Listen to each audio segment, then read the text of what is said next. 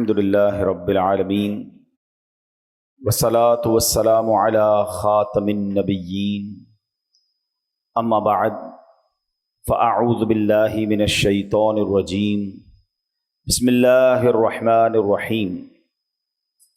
پڑھیے الصلاة والسلام علیک یا رسول اللہ وعلی آلک واصحابک یا حبیب اللہ۔ الصلاة والسلام علیک یا نبی اللہ وعلی آلک واصحابک یا نور اللہ۔ درود پاک پڑھنے کے بے شمار فضائل و برکات ہیں۔ کعبے کے بدر الدجا، طیبہ کے شمس الضحیٰ صلی اللہ تعالی علیہ وسلم کا فرمان عالی شان ہے، من صلی علیہ فی یوم الجمعۃ الف مرۃ۔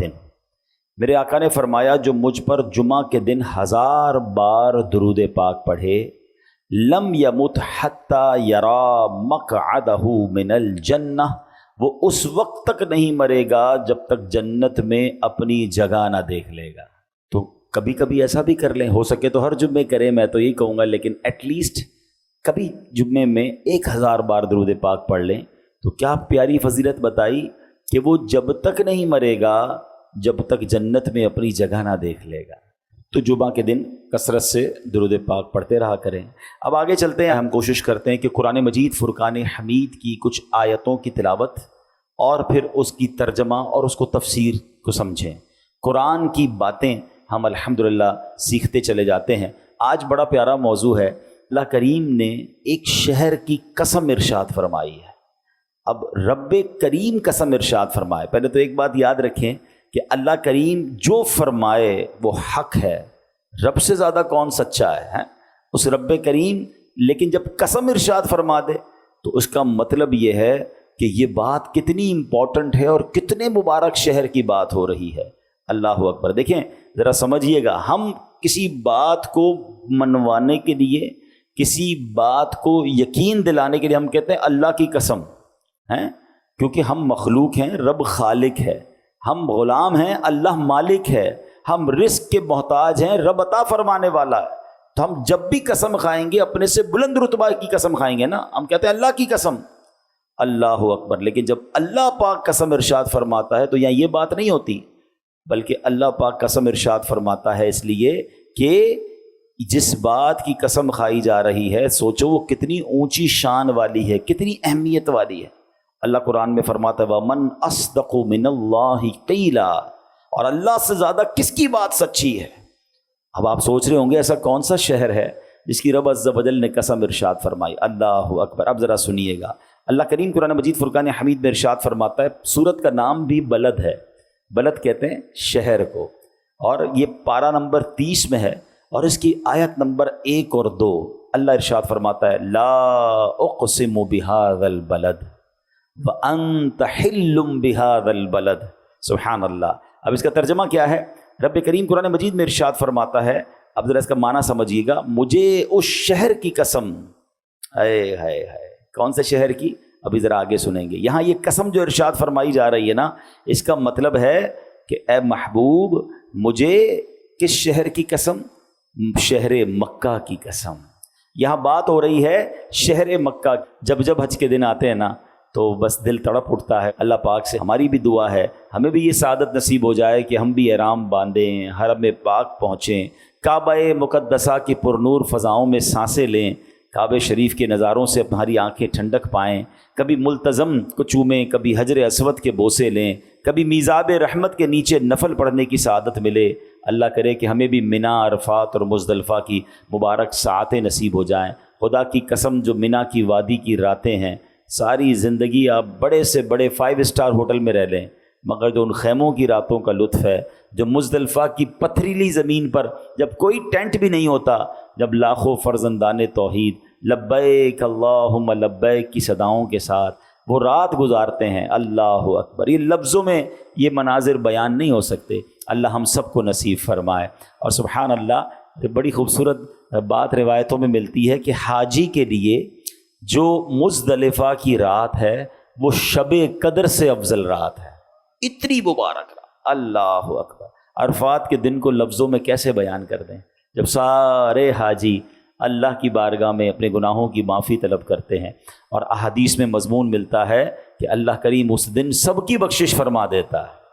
تو یہ ایسا سفر ہے کہ بس دل سے صدا کیا نکلتی ہے، ذکر تھا آخری مہینے کا،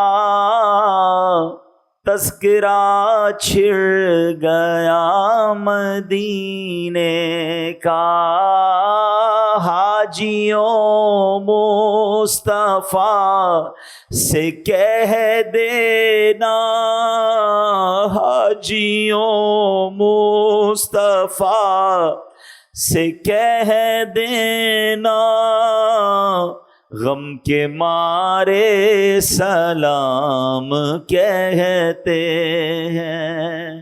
اللہ ہمیں بھی جلدی جلدی حج کی سعادت نصیب فرمائے۔ یا خدا ایسے اسباب پاؤں، کاش مکے مدینے میں جاؤں، مجھ کو ارمان حج کا بڑا ہے، یا خدا تجھ سے میری دعا ہے۔ اللہ ہمارے مقدر میں بھی حج لکھ دے، ہمیں بھی مدینے کی حاضری عطا فرما دے۔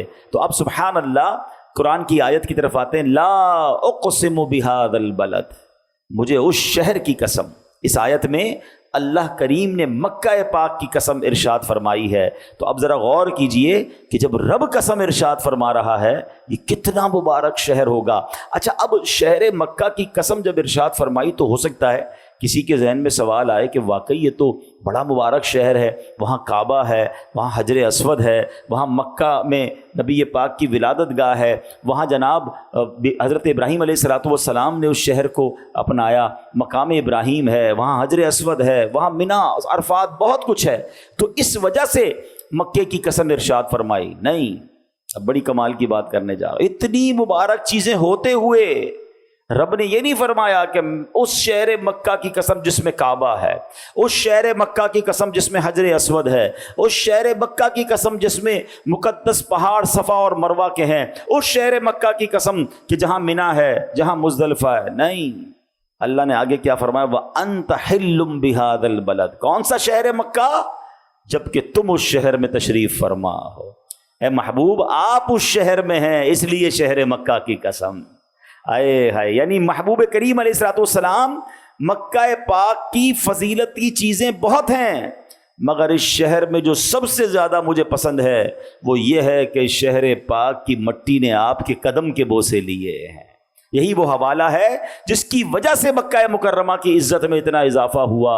اللہ اکبر! کیا خوبصورت بات سیدی اعلیٰ حضرت لکھتے ہیں، خائی قرآن خاک گزر کی قسم، خائی قرآن خاک گزر کی قسم، اس کفے پاک کی حرمت پہ لاکھوں سلام۔ اللہ اکبر! نبی پاک علیہ السلام کی شان ایسی ہے جس میں رب عز و جل نے قرآن میں صرف آپ کے شہر کی قسم نہیں کھائی، بلکہ آپ کی رسالت کی، آپ کے زمانے کی، آپ کی زبان مبارک سے نکلے ہوئے الفاظ کی، یہاں تک کہ آپ کے شہر پاک کی بھی قسم ارشاد فرمائی۔ اور یہی بات بریلی کے تاجدار اعلیٰ حضرت لکھتے ہیں کہ وہ خدا نے ہے مرتبہ تجھ کو دیا، نہ کسی کو ملے نہ کسی کو ملا، وہ خدا نے ہے مرتبہ تجھ کو دیا، نہ کسی کو ملے نہ کسی کو ملا، کہ کلام مجید نے کھائی شہا، تیرے شہر و کلام و بقا کی قسم۔ اللہ اکبر! یہ شان ہے مصطفیٰ کریم علیہ السلام کی۔ اب جناب ایک اور بات ذہن میں پیدا ہوتی ہے کہ نبی پاک علیہ السلام کو رب عز و جل نے مکہ پاک میں ہی کیوں پیدا فرمایا؟ اللہ تو رب العالمین ہے نا، ہے وہ یورپ کا بھی رب ہے، وہ افریقہ کا بھی رب ہے، وہ عرب ممالک کا بھی رب ہے، مگر اسپیشلی اپنے سب سے محبوب بندے کو مکہ مکرمہ میں پیدا کیوں فرمایا؟ تو کچھ انشاءاللہ شان مکہ بھی سنیں گے اور شان محبوب رب العالمین بھی سنیں گے۔ سنتے جائیے اور اپنا ایمان تازہ کرتے جائیے۔ نبی پاک کی شان کیا ہے؟ ایک بات یاد رکھیے گا کہ اللہ پاک کے رب ہونے کا اظہار جیسا رسول پاک علیہ السلام پر ہے ایسا کسی اور پر نہیں ہے۔ اللہ نے جو شان عطا فرمائی نا اپنے حبیب کو، سبحان اللہ۔ اب آپ ذرا سمجھیے گا، رب تو وہ ہمارا بھی ہے نا، مگر ہماری اوقات کیا ہے؟ کمالات مصطفیٰ صلی اللہ تعالی وسلم کیسے ہیں؟ ہماری آنکھ تو اس دیوار کے پیچھے نہیں دیکھ سکتی ہے، ہیں. اور نبی پاک کی شان یہ ہے فرش پر بیٹھیں تو عرش کو ملاحظہ فرما لیا کریں. ہمارا ہاتھ یہ جہاں تک ہاتھ جا رہا ہے وہاں تک ہم چیزوں کو پکڑ سکتے ہیں, اس کے بعد ہمارا ہاتھ آگے کچھ پکڑ نہیں سکتا. مگر میرے آقا علیہ الصلوۃ والسلام کی شان یہ ہے کہ ہاتھ اٹھائیں تو جنت کے پھلوں تک پہنچ جایا کرے ہیں. سبحان, حدیث و پاک میں یہ مضمون موجود ہے. پھر اسی طرح چند میٹر کے فاصلے سے ہمارے کان سن نہیں پاتے, دور سے کوئی بات کرے تو آواز زور سے بولو بھائی آواز نہیں آ رہی, ہماری اتنی سماعت ہے. اور سرکار دو عالم علیہ الصلوۃ والسلام کی شان یہ ہے کہ لاکھوں کلومیٹر دور کی آواز بھی سن لیں, بلکہ سب جانے دیجئے میرے آقا کی شان تو یہ ہے کہ بچپن میں جھولے میں ہیں اور اشارہ فرماتے ہیں اور چاند حرکت کرنے لگ جاتا ہے. چاند جھک جاتا جدھر انگلی اٹھاتے مہد میں. یہ کوئی کہانی کی بات نہیں. حضرت عباس رضی اللہ تعالیٰ عنہ نبی پاک کے چچا ہیں جو بعد میں ایمان لائے. وہ کہتے ہیں میرے ایمان لانے کی ایک وجہ یہ بھی بنی کہ حضور جب آپ جھولے میں تھے نا, میں نے آپ کو دیکھا آپ جب جھولے میں ہوتے تھے اور جدھر انگلی اٹھاتے تھے میں دیکھتا تھا چاند آپ کے اشارے پر حرکت کرتا تھا. اچھا یہ ایک اور خوبصورت بات, ذرا بڑی لطیف سی بات ہے, مثال دیتا ہوں. ہم اب بڑے ہو گئے, ہمارے کوئی چچا کوئی تایا کوئی بزرگ گھر پہ آئیں اور وہ آ کے ہماری بچپن کی شرارتیں ہمیں بتائیں ہیں, تو بعض اوقات تو ہم شرمندہ ہوتے ہیں کہ آپ کہہ رہے ہیں واقعی ایسا کیا ہوگا میں نے, لیکن مجھے تو یاد نہیں, ہمیں یاد نہیں ہوتا. اور بعض اوقات وہ شرمندہ بھی سب کے سامنے ہمیں کر دیتے ہیں ہماری کوئی الٹی سیدھی بات بتا کر. تو بہرحال نہ بتایا کریں بھائی, سب کے سامنے بچے تھے, ہو گئی ہوگی غلطی. لیکن اگر وہ ہمیں کوئی بات بتائیں تو ہمیں پتہ نہیں ہوتا, یاد تھوڑی ہوتا ہے بچپن میں ہم نے کیا کیا کیا تھا. حضرت عباس نے پیارے آقا علیہ الصلوۃ والسلام کو بتایا. کب بتایا؟ جب 40 سال کی عمر میں نبی پاک اعلان نبوت فرما چکے, اس کے بعد ہی مسلمان ہوئے نا حضرت عباس. 40 پلس ایج میں نبی پاک سے حضرت عباس کہہ رہے ہیں کہ آپ جھولے میں نے دیکھا تھا آپ جدھر انگلی اٹھاتے تھے ادھر چاند حرکت کرتا تھا. تو پیارے آقا نے یہ نہیں فرمایا کہ میرے چچا مجھے کیا معلوم اس وقت کیا ہوتا تھا. آپ نے فرمایا جی میں چاند سے باتیں کرتا تھا, وہ مجھ سے باتیں کرتا تھا. صرف اشارہ نہیں, سرکار دو عالم علیہ الصلوۃ والسلام کی شان جھولے مبارک میں یہ تھی کہ چاند کی آواز سن لیا کرتے اور چاند سے گفتگو فرمایا کرتے. ایسے ہی نہیں اعلیٰ حضرت نے شعر لکھا کہ چاند جھک جاتا جدھر انگلی اٹھاتے مہد میں, کیا ہی چلتا تھا اشاروں پر کھلونا نور کا. تو ایسے آقا کہ جن کو رب نے اس قدر کمالات سے نوازا, سبحان اللہ. اب ذرا نبی پاک سے رب کا پیار دیکھیں. اللہ نے کئی مقامات پر قرآن میں کس طرح اپنے محبوب سے بات کی. رب کا رب کا کے معنی کیا ہے؟ فرمایا تمہارا رب. اے محبوب آپ کے رب نے فرمایا, اے محبوب آپ کے رب نے فرمایا. یعنی سبحان اللہ, اپنے رب ہونے کا اظہار جیسے اپنے محبوب علیہ الصلوۃ والسلام پر فرمایا ایسا رب نے کسی کو نہیں فرمایا. کہیں فرماتا ہے اے محبوب آپ کے رب نے قرآن اتارا, آپ کا رب نعمتیں دیتا ہے, آپ کا رب حکمت والا ہے, آپ کا رب علم والا ہے. ارے رب العالمین ہے, وہ تو سب کا رب ہے. مگر سبحان اللہ رب عز و جل اپنی ربوبیت کا اظہار بھی اپنے محبوب علیہ الصلوۃ والسلام کی نسبت کے ساتھ کر رہا ہے. اس میں رب عز و جل کا سرکار دو عالم علیہ الصلوۃ والسلام سے پیار اور کس قدر یوں سمجھیے کہ کرم نوازی ہے وہ جھلک رہی ہے. شان ربوبیت کا جیسا اظہار سرکار دو عالم علیہ الصلوۃ والسلام پر ہوا ایسا کسی اور پر نہیں ہوا. اب سبحان اللہ یہ تو ہو گئی شان مصطفیٰ نبی پاک کا مقام. اب یہ جو مکہ ہے یہ کتنی مبارک جگہ ہے. سبحان اللہ, دیکھیں نا رب تو ساری کائنات کا رب ہے, مگر رب نے اپنے رب ہونے کا شہر مکہ کی طرف کیسے اظہار فرمایا. رب قرآن میں فرماتا ہے رب ہذہ البلدہ, اس شہر مکہ کے رب, یعنی رب نے اپنے آپ کو مکے کا رب فرمایا. اس سے پتہ چلتا ہے کہ اللہ پاک کی ساری زمین پر شان ربوبیت کا جو اظہار ہے وہ جیسا مکہ پاک پر ہوا ہے ایسا کسی اور شہر پر نہیں ہوا. یہ مکہ ہی تو تھا جو بالکل بے आबाद था, यहाँ पानी का नामो निशान नहीं था, ये बंजर ज़मीन थी, यहाँ परिंदा भी पर नहीं मारता था। मगर जब रब ने अपनी शान रबूबियत का इजहार किया, बहुत ही फजीलत वाले नबी अपने दोस्त हज़रत इब्राहीम अला नबीना अलैहिस्सलाम को क्या हुक्म दिया कि अपने दूध पीते बच्चे और बीबी हाजरा अपनी ज़ौजा को उस बयाबान में छोड़कर आ जाओ। और अल्लाह अकबर, फिर ऐसा प्यारा चश्मा जारी हुआ, लोगों के दिल अब मक्के की तरफ खिंचने लगे। एक बात याद रखिएगा, जहाँ पानी होता है वहाँ ज़िंदगी होती है। पानी आ गया तो अब लोग भी आने लगे। और फिर अब क्या हाल हुआ, अल्लाह ने कैसी शान रबूबियत का इजहार किया कि जहाँ मक्के में परिंदा पर नहीं मारता था, आज हाल यह है कि करोड़ों लोग वहाँ जाने को तरस रहे हैं। कभी कभी गवर्नमेंट को रोकना पड़ता है कि भाई अब वीज़ा नहीं मिलेगा, अब पूरा शहर फुल हो चुका है, अब जनाब थोड़े अरसे बाद कोटा दिया जाएगा। अंदाज़ा कीजिए ये रब ने कैसा आबाद किया, अपनी शान का कैसा नज़ारा हमें दिखाया कि अब साल का कोई दिन, कोई लम्हा ऐसा नहीं होता जब तवाफ़ जारी ना हो, मक्का आबाद ना हो। अल्लाह अकबर। तो अब ज़रा सोचिए कि एक ऐसी शख्सियत है कि जिस पर शान रबूबियत का सबसे ज़्यादा इजहार हुआ, एक ऐसा शहर है जिस पर रब ने अपनी शान रबूबियत का सबसे ज़्यादा पूरी दुनिया में इजहार किया, तो रब ने फिर अपने महबूब को मक्का मुकर्रमा में पैदा किया। इससे अंदाज़ा होता है कि मक्के की शान कैसी है। ला उक़सिमु बिहाज़ल बलद व अंत हिल्लुम बिहादल बलद। क्या फरमाया रब ने, मुझे उस शहर की कसम जबकि तुम उस शहर में तशरीफ़ फरमा हो। अच्छा, मक्का मुकर्रमा के बारे में एक और बात सुनिए ताकि मज़ीद शौक़ पैदा हो उस मुबारक शहर की तरफ जाने का। हमारे आका अलैहिस्सलाम क्या हैं? रहमतुल लिल आलमीन। नबी पाक कौन है? रहमतुल लिल आलमीन, तमाम जहानों के लिए रहमत बनकर तशरीफ़ लाए। एक बड़ी कमाल की बात बताऊं, प्यारे आका जब से तशरीफ़ लाए ना दुनिया में, अज़ाबात आना बंद हो गए हैं। पहले की कौम पर बड़े अज़ाब आते थे, पत्थर बरसते थे, पूरी पूरी कौम गर्क कर दी जाती थी। जब से नबी ये पाक दुनिया में तशरीफ़ लाए हैं, इस दुनिया पर वो वाले अज़ाबात का सिलसिला ख़त्म हो गया। अल्लाह अकबर। जब से नबी पाक आए अज़ाब आना बंद हो गए। हालांकि ये अजीब बात तो यह है कि कुफ़ार मक्का मुसलमानों को टेस्ट करने के लिए, नबी पाक को माअल्लाह आर्ग्यूमेंट करने के लिए ये दुआ किया करते थे कि हम पर अज़ाब नाजिल करके दिखाओ। अगर तुम अल्लाह के नबी हो, जैसे पिछली कौमों पर अज़ाब नाजिल हुए, हम पर अज़ाब नाजिल करके बताओ। बल्कि माअल्लाह अल्लाह से दुआ करते थे कि अल्लाह हम पर पत्थर बरसा दे, हम पर दर्दनाक अज़ाब उतार दे।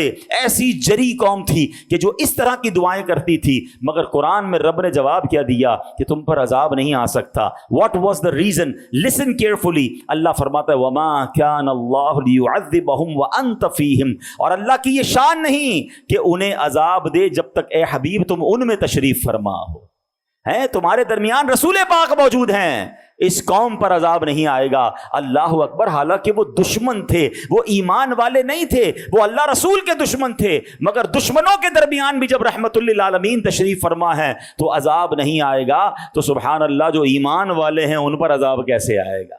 जो अल्लाह के नबी के दोस्त हैं, अल्लाह के मानने वाले हैं, उन पर अजाब कैसे आएगा? और यही बात आला हजरत लिखते हैं, फरमाते अंत फीहिम ने अदू को भी लिया दामन में। क्या फरमाया? वमा खान अल्लाहु लियुअज़्ज़िबहुम व अंत फीहिम। अरे इन पर अजाब कैसे आ सकता है महबूब, तुम उनके दरमियान हो। व अंत फीहिम ने अदू को भी लिया दामन में। अदू कहते हैं दुश्मन। हुजूर आप उनके दरमियान थे तो दुश्मन भी बच गया, तो फिर दोस्त का आलम क्या होगा? जरा खूबसूरत शेर सुनिएगा। अंत फीहिम ने अदू को भी लिया दामन में, ऐशे जावेद मुबारक तुझे शैदाई ये दोस्त। अरे जो नबी ये पाक का शैदाई है उसको तो फिर दुनिया और आखिरत की बरकतें मुबारक हो। ये तो वो रहमतुल लिल आलमीन है कि जिनकी वजह से दुश्मनों पर अज़ाब नहीं आता। तो जो ईमान वाले हैं वो दुनिया में भी खैर में रहेंगे और आखिरत में भी खैर रहेंगे। अल्लाह हमें ईमान पर और नबी पाक की गुलामी पर इस्तिकामत नसीब फरमाए। तो ऐ मेरे प्यारे इस्लामी भाइयों, अब आइए काजी इयाज रहमतुल्लाह तआला लिखते हैं मक्का पाक कैसा बरकत वाला है। एक मरतबा हजरत सादून खौलानी रहमतुल्लाह तआला के पास कुछ लोग आए और बताया कि फलां कबीले ने एक शख्स को कत्ल किया, फिर उसकी लाश को आग लगा दी। मगर हैरत की बात यह थी कि रात गए तक उसका जिस्म आग में रहा, मगर उसकी जिस्म पर आग ने कोई असर ही नहीं किया। यहां तक कि उसका सफेद रंग जो था वो भी आग की जलने की वजह से वैसा का वैसा ही रहा, रंग भी काला नहीं हुआ। बड़े हैरान हैं हम कि आग क्यों असर नहीं कर रही उस बंदे पर। सादून खौलानी रहमतुल्लाह तआला ने फरमाया اس مرنے والے شخص نے 3 حج کیے ہوں گے. جا کر چیک کرو معلومات کی تو پتہ چلا کہ ہاں اس نے تو 3 حج کیے ہیں. تو انہوں نے فرمایا مجھے یہ بات پہنچی ہے جو بندہ 1 حج کرے اس نے اپنا فرض ادا کیا, دوسرا حج کرے اس نے اللہ پاک کی بارگاہ میں قرض پیش کیا, اور جس نے 3 حج کیے اللہ پاک اس کے جسم اور جسم پر اگنے والے بالوں کو جہنم پر حرام فرما دیتا ہے.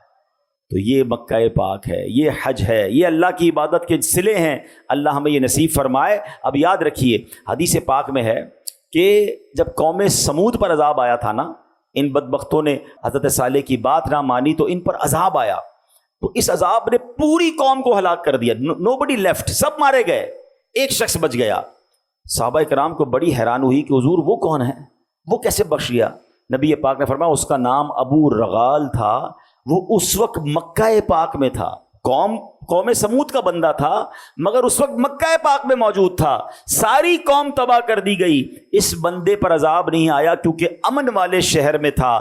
فرمایا لیکن جیسے ہی وہ مکہ پاک سے باہر نکلا اس کو عذاب نے گھیر لیا اور وہ بھی ہلاک ہو گیا. جب تک مکے میں تھا رب کا عذاب نہیں آیا. نبی پاک ایک بار طائف کی طرف جا رہے تھے, راستے میں ایک قبر کی طرف اشارہ کر کے فرمایا یہ ابو رغال کی قبر ہے, یہاں اس پر عذاب اترا تھا اور یہیں سے دفن کر دیا گیا. اب نبی پاک کا علم دیکھیں, نبی پاک کی نظر دیکھیں. آقا کا فرمانا کافی تھا مگر نبی پاک علیہ الصلوۃ والسلام نے ایک نشانی بتائی کہ ابو رغال کے ساتھ اس کی سونے کی چھڑی تھی, وہ بھی ساتھ دفن کی گئی ہے. اللہ اکبر. صحابہ کرام علیہ رضوان نے قبر کھود کر دیکھا تو سونے کی چھڑی بھی موجود تھی. یعنی اللہ اکبر, نبی پاک کی علم کا عالم یہ اور آپ کی نظر کا عالم یہ, اور کس طرح اپنی بات کو آپ نے ثابت بھی فرما دیا کہ یہی ابو رغال کی قبر ہے. تو اس سے یہ پتہ چلتا ہے کہ مکہ امن والا شہر ہے, مکہ برکت والا شہر ہے, the very important city in the world. اور کیوں نہ ہو, نبی پاک نے اپنی 63 سالہ زندگی میں 53 سال مکہ پاک میں گزارے ہیں. اللہ اس شہر کی بار بار برکت نصیب فرمائے. اب سبحان اللہ, چونکہ حاجی حج کو جا رہے ہیں, میں ذرا تھوڑے سے حج کے فضائل بھی بیان کر دوں. اور اس میں میری ایک اور نیت بھی ہے کہ یہاں بھی بہت سارے ہو سکتا ہے ایسے لوگ ہوں, میری جو ویڈیو دیکھ رہے ہیں اس میں بھی ایسے لوگ ہوں جن پر حج فرض ہو چکا ہے اور جو حج نہیں کر رہے یا ڈیلے کر رہے ہیں. یہ اہم فرض ہے, اس میں تاخیر نہیں کرنی چاہیے. پہلے فضیلت سن لیں. اللہ کے حبیب علیہ الصلوۃ والسلام فرماتے ہیں جو بندہ کعبہ شریف کا حج کرے اس دوران نہ فحش باتیں کرے نہ ہی گناہ کا کام کرے. یہ بھی بڑا پرابلم ہے, حج بھی کرتے ہیں گندی باتیں بھی کر رہے ہوتے ہیں, حج بھی کر رہے ہوتے ہیں لڑائی بھی کر رہے ہوتے ہیں. یہ نہیں کرنا. یہ 2 کنڈیشن یاد رکھیں, فحش باتیں نہ کرے, گناہ کا کام نہ کرے. تو رجعا کا یوم ولدتہ امہ, وہ ایسے لوٹ جائے گا جیسے ماں نے اس کو جنا ہے, یعنی آج ہی پیدا ہوا ہے. اس کا مطلب یہ ہوا اس کے پچھلے سارے گناہ معاف کر دیے جائیں. ایک اور جگہ نبی پاک فرماتے ہیں, بخاری شریف کی حدیث ہے, العمرۃ الی العمرۃ کفارۃ لما بینہما. اے عمرہ کرنے والوں تمہیں بھی مبارک ہو, اللہ توفیق دے تو جایا کریں. ادھر ادھر ساری دنیا گھومنے جاتے ہیں, نہیں جاتے تو مکہ پاک اور مدینہ طیبہ نہیں جاتے. سنیے حدیث پاک, بخاری کی حدیث ہے, ایک عمرہ دوسرے عمرے تک کے درمیان کے گناہوں کا کفارہ ہے. والحج المبرور لیس لہ جزاء الا الجنہ, اور مقبول حج کی جزا صرف اور صرف جنت ہے. تو اللہ ہمیں عمرے اور حج کی سعادت نصیب فرمائے. اب یہاں ایک اور پرابلم ہے, حج فرض ہے اور لوگ ڈیلے کر رہے ہیں. بچی کی شادی کر لوں, پہلے ذرا کاروبار سیٹ کر لوں, ابھی ذرا نیا گھر بنا لوں, پھر حج کو چلا جاؤں گا. نہیں, اب حدیث پاک سنیے. ایک طرف تو آپ نے حج کے فضائل سن لیے نا, ایک اور فضیلت سن لو. میرے آقا علیہ الصلوۃ والسلام فرماتے ہیں حاجی اپنے اہل خانہ میں سے 400 افراد کی شفاعت کرے گا اور حاجی گناہوں سے ایسے نکل جاتا ہے جیسے کہ اس کی ماں نے اسے جنا ہو. اپنی نہیں, اپنے خاندان کے 400 لوگوں کی بھی شفاعت کرے گا. تو یہ اتنا مبارک سفر ہے. تو اگر حج فرض ہو گیا ہے اس کو ڈیلے نہ کریں, کہ ہمیں نہیں پتا مجھ سے پہلے ہی نہ مر جائیں. فرض ہو گیا فوراً ادا کریں.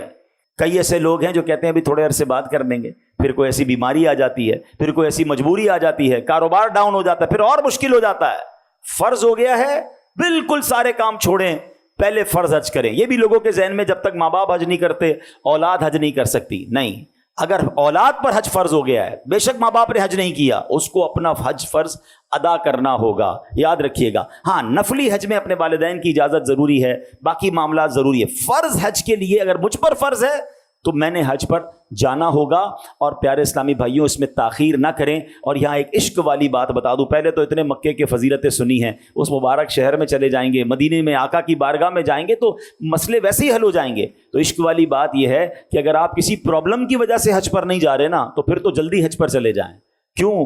مٹتے ہیں جہاں بھر کے آلام مدینے میں, بگڑے ہوئے بنتے ہیں سب کام مدینے میں. ارے مکے مدینے جائیں تو صحیح, اللہ رسول کی بارگاہ میں جائیں, ویسے ہی مسئلے حل ہو جائیں گے. اور ایک اور حدیث پاک جس کا مضمون ہے حج کرو غنی ہو جاؤ گے.